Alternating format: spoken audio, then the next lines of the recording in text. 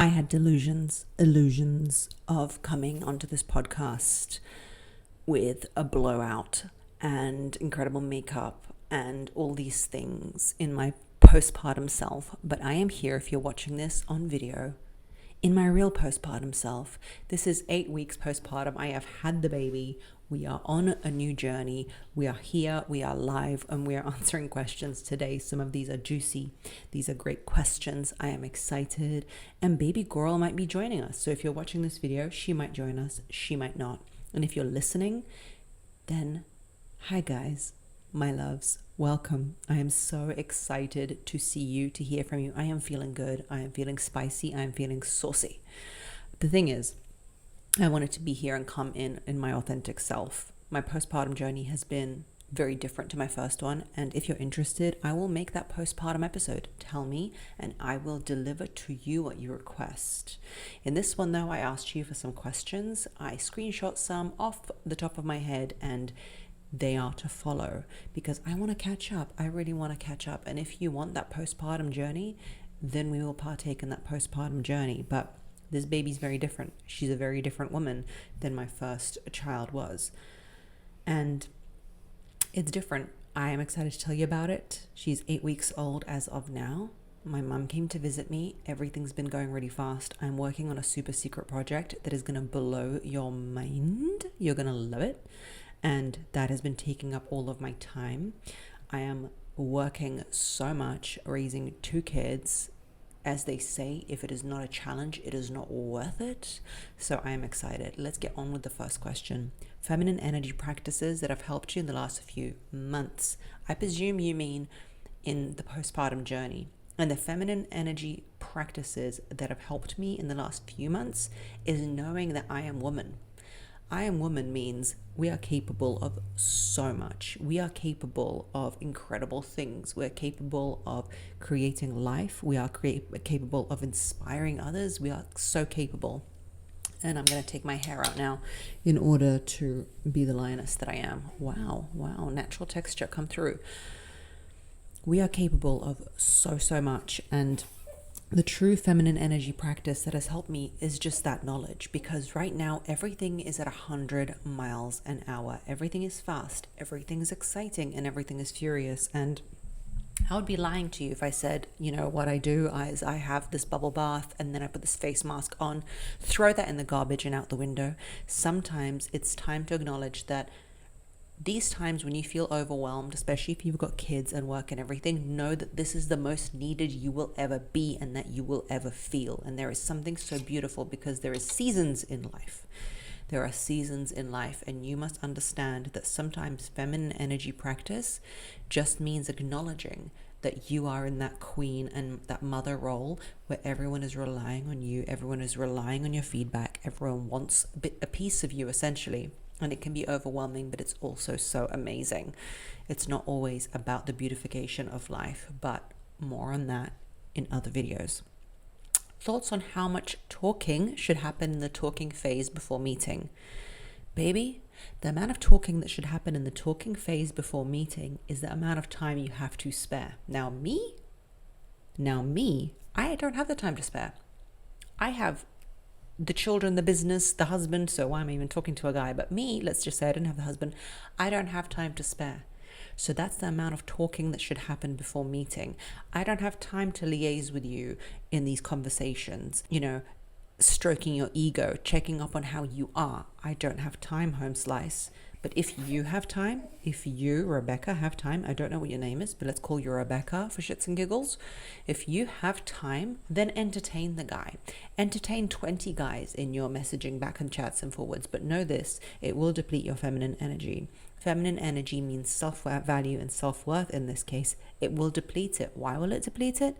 Simple like that. If he's not asking to meet you, then you're probably someone who he's using to stroke his ego. He's probably got a girlfriend. He's probably got a situation going on. He's probably got 100 situations going on, and he's using your attention to make him feel better. But you do you. It's a free world. It's a free country where you live, hopefully. You do what you want to do. Me, I wouldn't want to waste much time on a person who doesn't want to see me in life, because one thing, men want to see you if they want to see you. Otherwise, they're probably, busy with something else. What are you excited about this year regarding the podcast? Listen, I started the podcast in 2023 and it was a journey where I just wanted to meet you guys. We're on episode 47, I believe. And this episode, or 48, anyway, we're nearing the 50s. We're nearing the 50s, my loves. And I am sharing my wisdom, giving you knowledge, and I really love this format. But there are some things that are gaps in knowledge or opinion, and I want to know. The idea of being her came to me not from the idea of being me, because we don't all want to be Margarita. I mean, most of us do, but maybe not all of us. I'm kidding. The idea of it came to me because I realized one thing. I read ages ago that Quentin Tarantino, the filmmaker, said that he just made movies he wanted to see. Now, I just make it a podcast that I'd want to listen to. I want to know how to be the best version of myself. I want to know how to use my feminine energy. I want to know how to have all the dark psychological secrets and the light psychological secrets to make shit happen. But most of all, I want to know how women do the thing that I want to do. And I've always found a gap in the fact that I've seen this type of woman or that type of woman, whether she be an everyday woman or a celebrity. I want to know how you have 5 kids and created your business. Can you tell me, please? Can somebody tell me, please? Can someone illuminate? Can someone enlighten?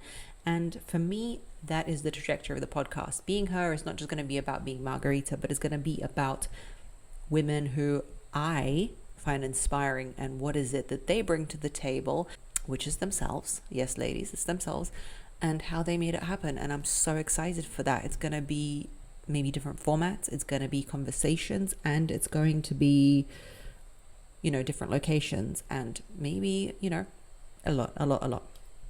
Next question. Avoidant with tendency to pornography. Why does he only call and doesn't often meet with me?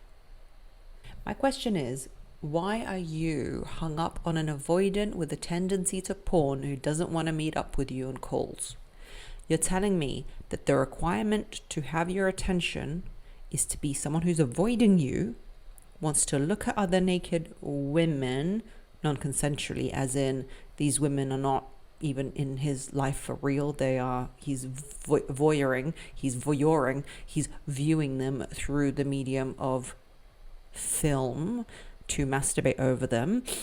And he does not want to call, he just wants to call you to get his ego stroked and doesn't want to meet up with you. So you, like men who avoid you, want to see other women naked, pleasure themselves, not meet you, but call you sometimes. That's my question. Everything should be reframed through the eye of you, because you are the one who has control over yourself, your life, your tendencies, and what you want to be and who you want to be.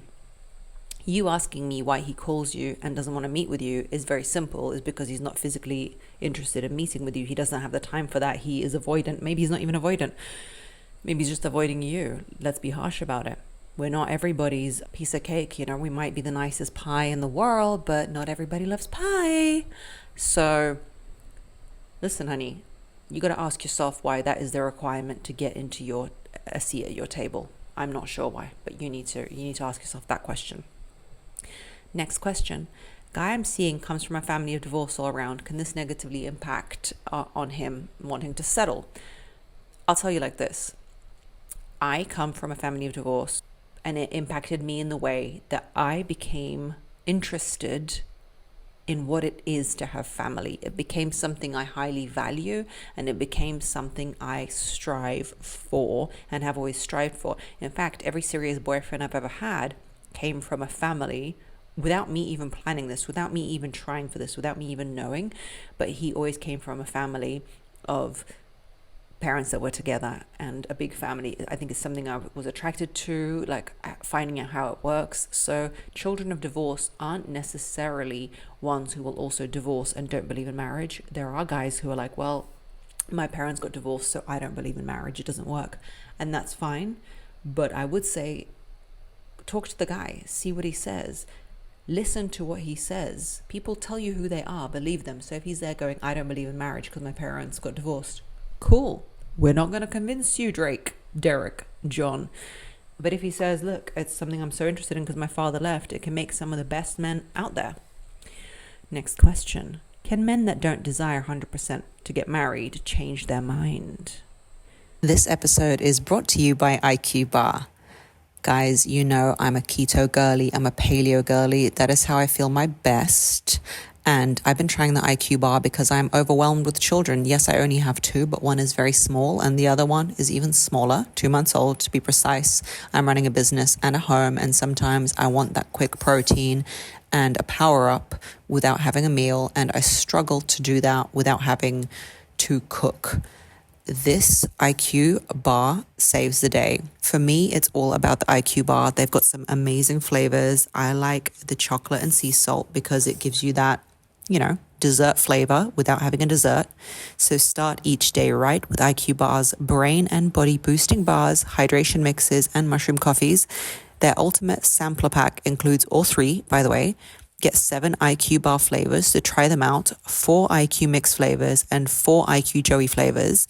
And today, our listeners get an exclusive offer of 20% off plus a free shipping. Just text Margarita, my name, Margarita, to 64,000.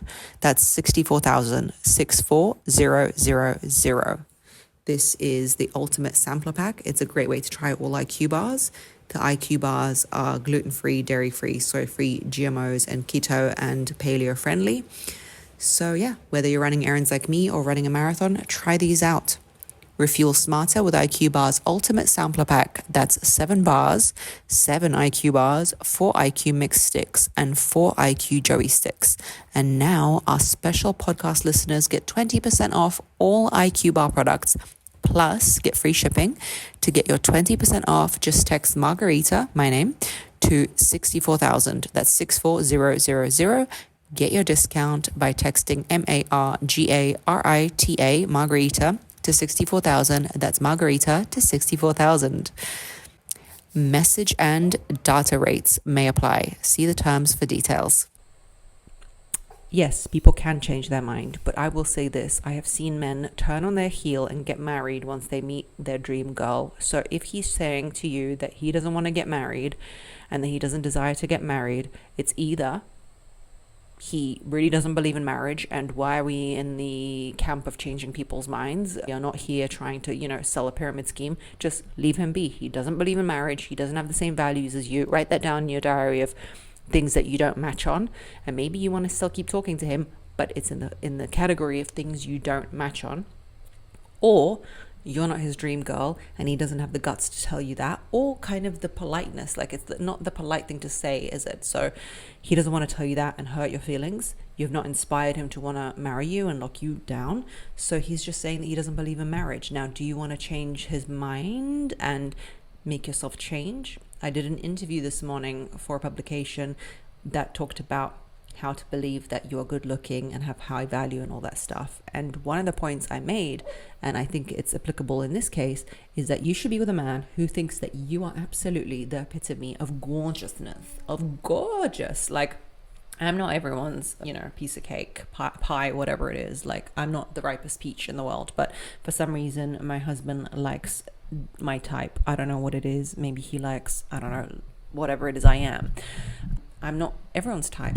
Not everybody is everybody's type. But the point is, you should find somebody whose type you are, whose dream girl you are.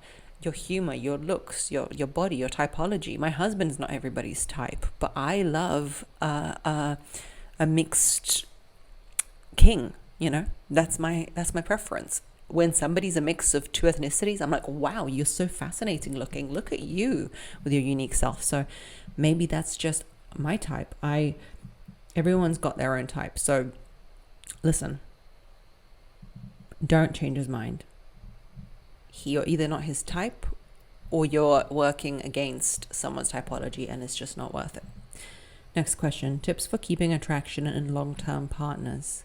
Now, I have a whole course for this, my love. I have a whole masterclass. It's called the Polarity Masterclass, or Keep Him Obsessed with You, Make Him Obsessed with You. It's on margaritanazarenko.com.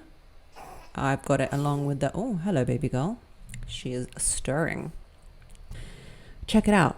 There is 20 points in there in how to keep attraction alive in a long-term partnership. It's always fascinated me because I've always felt like We get told about how to find a partner. We get told about how to find a guy. We get talked into this and that and the other, but nobody talks about what happens after the wedding bells. Like, I want to keep the man that is attracted to me, interested in me forever. Like, I want that security. I want the excitement. I want that joy. Check out that masterclass. It's so useful. And there's 20 whole principles in there on how to make that happen. But fundamentally, I'll tell you one now, and that is to have boundaries. Men really value women with boundaries because they see them as valuable. They see them as having high value. That is how the male brain translates women's value. So it's not about how much you can achieve or how much you can do, but it's not the doingness, it's the beingness of your femininity. You have to be feminine, and you have to be totally in your being as opposed to in your doing. You're not going to prove to him that you're worth amazing things by doing. You're going to prove to him that you're worth amazing things by being. So if you are deep into being you, having boundaries, knowing what you want in life, that's the ultimate attraction. And also polarity, but it's all in the Polarity Masterclass. Check that out. How to deal with bullies is the next question. I think the way to deal with bullies, and there's a study that shows, and this is applicable to me not as an adult, but it's more of a question that is applicable to children and teenagers, because that is the time when human beings love to bully.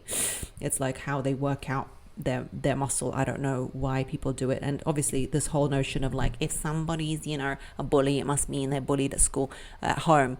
I don't care. If they are hurting you, you can empathize with them and understand what's going on with them at home till the cows come home, but it's still affecting you. So how do you deal with it? The understanding is this is the study, and it shows that bullies will target a few people and they will settle on the one that they want to bully by the person that reacts. In my content, I often talk about the fact that you should act and not react. You should be deeply centered into who you are. I don't care what you look like. I don't care who you are, what you act like, what your beliefs are. You should be deeply rooted in your center. If you react to a bully, they think of that as bingo. It's like when they smell blood. Sense of humor is the best thing that I have found that works on bullies, and they turn away from you if you have that self-deprecating sense of humor. If it's not fun, they don't see a reaction from you, then it's the best thing ever. Say you walk, let's use an adult example, into an office and you're wearing a certain skirt and the bully goes, "Oh my God, that skirt? Really? You thought that looks nice on you?" I don't know what bullies say, whatever they say. And you turn around and you go, "Yes, Sarah, I wore it just for you. You like it?" And she might say something sarky and funny back. But the point is that you're owning whatever it is she said. You're not scurrying off. You're not changing your skirt. You're not doing that. Next time you see her, you wear that skirt again. And you say, "Hey, Sarah, this one's just for you. I know you love this skirt." You need to have humor about it, and also understand that sometimes people might not actually be bullying you. There might be their sense of humor. They might be socially awkward. Don't react to people so much. Act. Be in your center. Be who you are. I know it's not easy, and I know it's anxiety inducing when somebody's always got a target on your back, but try and have a sense of humor and not react, because that's the way forward. How do I gain respect again from my husband? As we said, boundaries. A woman's value is measured by the amount of times she can confidently say no, even in a marriage, especially in a marriage from your husband. If you're running around doing everything for everybody else, do you want to come in my video, baby? My daughter is stirring. I think she wants to say hi to you. I'll get you after I answer this question. Wait, kitten. With your husband, the more you can say no from your solar plexus, from your authenticity, from your reality, the more he will respect you. If you're running around like a crazy headless chicken, doing everything for everyone, and then you're depleted and destroyed and a doormat, and then at the end you are that rat in the corner that we love to talk about, that ugly rat in the corner who's hissing like, "Yeah, I do everything for everyone." No one's gonna respect you. No one's gonna love you. And the way you get respect is by forming boundaries and saying no. And at first everyone's gonna cry about it, but then they're gonna be like, she's a queen. We love her. Because nobody wants your depleted, tired self, not even your children. That's the sad thing. You can kill yourself doing everything for everyone, but not even your kids will want you in the end. They'll be like, oh yeah, you know, when people talk about their moms, like, oh yeah, my dad is this, my dad is amazing, my dad can build a car from a tin can, I don't know. And with their mother, they're like, oh yeah, my mum was just a mum. My mum was just a mum. No one appreciates it. So look after you. Next question is, should you tell a guy your past? A guy? No. Your long-term partner and husband, if it comes up in conversation that is relevant, yes. But you don't owe a guy your past. You don't owe a guy, and that's the operative word in this question, your past. Because a guy does not deserve to know your inner being. Because you might be dating and talking to a few guys and they don't all deserve it, especially if somebody has hurt you. And this is part of strategies that you need to deploy your feminine wisdom on. If someone has hurt you and mistreated you, and I made this mistake in the past, and you feel that you telling them, oh, you know, I was cheated on and, you know, he was so mean to me, is going to make the future person know your vulnerabilities and not treat you that way, you're very, very mistaken. In fact, sadly, human and especially male nature is he will think, well, if this man treated her like this, I don't know her yet, but it must mean that she's not very valuable to men in general, and his bias will shift. I hate that, but that's what happens. So leave it for the people who have your best interests, family, long-term relationships where you want to connect and communicate on that, and don't tell a guy your past. What to say when he comes back after ghosting you, but you want a future with him? I'm going to answer this question without going into the whole palaver of you shouldn't be with a man who's ghosted you, blah, blah, blah, blah, blah. Because you asked me a direct question and I'm a direct gal, so I'm going to be direct with you. You want him, it's not my prerogative of why you want him, he's ghosted you. The way to react to a man who's ghosted you, but you want him, is to act like the ghosting. To act like in the dating stages. This is, I'm presuming in the dating stages, because if a man is your partner and he's ghosting you, then I don't even know why you want him. But in the dating stages, he's ghosted you. He was unsure and he went away, but now he came back and now he wants to try it with you, right? So he's contacted you. The way to react to a person who's contacted you after ghosting is to not put the emotional labor onto him, is to let him know that your world does not revolve around him. So if he calls and you're all like, look who's shown up again. Didn't think I would hear from you. Do you think it's appropriate to just contact a person suddenly after having not contacted them? Blah, blah, blah, blah, blah, blah, blah. You've shown, number one, that you're bothered, which you might be, but this is not the way to get him interested in you. You have shown him that you are not fun to talk to, which is not the way to get him back. But you said you want him. So what you do is, oh, hi, John. Oh, yeah, good to hear from you. How have you been?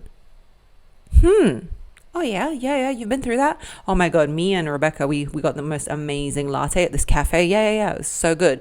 You are easy breezy CoverGirl Cosmetics. You're fun to talk to. You've shown him that he does not mean that much to you in his ghosting behaviors because he is not the pinnacle and the centerfold of your life. However, if this person becomes a more permanent feature of your life and he keeps ghosting, you do say, without berating him, without being annoying, because apparently you want to be with him and that's your choice, you do say, hey, John, you know how you blow hot and cold? That's cute, but it's not going to work for me in the long run. So you do you. You don't have to change for me, but I'm just letting you know that it's not something I find that hot. So I might not stick around, but you do you. You can absolutely say that. But a lot of times what women deem as ghosting is a very natural phase 2 of a relationship, and that is the unsure phase that men experience. They're all crazy about you and then suddenly they ghost. And a lot of women lose relationships with men in this stage because they go, where have you been? They berate them, they take away their freedom. And the thing you need to understand is at the beginning, you don't own anybody and nobody owes you anything. So if he's come back after talking to you and you like him enough, talk to him, sure. People only owe you something once you have formed and created a relationship. In the beginning, you're just experiencing each other. Next question. What can you say on Matt and Abby's podcast where Abby asked her husband if he feels different after he's had a baby down there? If you guys haven't seen this is very interesting. Let me get this crying kitten and I will address it. Here's my sweetest girl. Here's my chunky monkey. Here's my little chunky monkey. For those who are not watching, oh my goodness. For those who are not watching, you are missing out on a cheeky, cute, chunky monkey. So go on my YouTube channel. But for those who are watching, here she is. Anyway, she's just going to sit on my lap and maybe have a cuddle. Okay, let's have a cuddle, baby. While I finish answering this incredible question about Matt and Abby. If you guys have not seen this part of the podcast, it's where a woman asks her husband how it feels down there after she's had kids. Now listen, I've had 2 C-sections, so I am not privy to feelings down there and all that stuff, but I will tell you something. As a woman in your feminine, don't ask men questions that are going to hurt your feelings. If you feel that there's a possibility that he might answer honestly, and when he answers, it's obvious that it did feel different down there, or there was something he wasn't saying and everybody thought that it was hurtful. He was trying to be honest. It's a narrow plank to walk for a man. It's not easy, because what he's trying to do is be honest, like we told in our culture to be, but at the same time, he's trying to not hurt his wife's feelings. And the reality is, you might get hurt if you ask for the truth. So I wouldn't be asking questions you don't want to know the answer to. Guys, I have so many more questions, but I'm going to leave you on this note, and I can't wait to catch up soon. And maybe we'll do an episode 2 with questions and maybe postpartum questions. Let me know what you want to hear, and I will speak to you on the next one. Love you lots like jelly tots. Bye.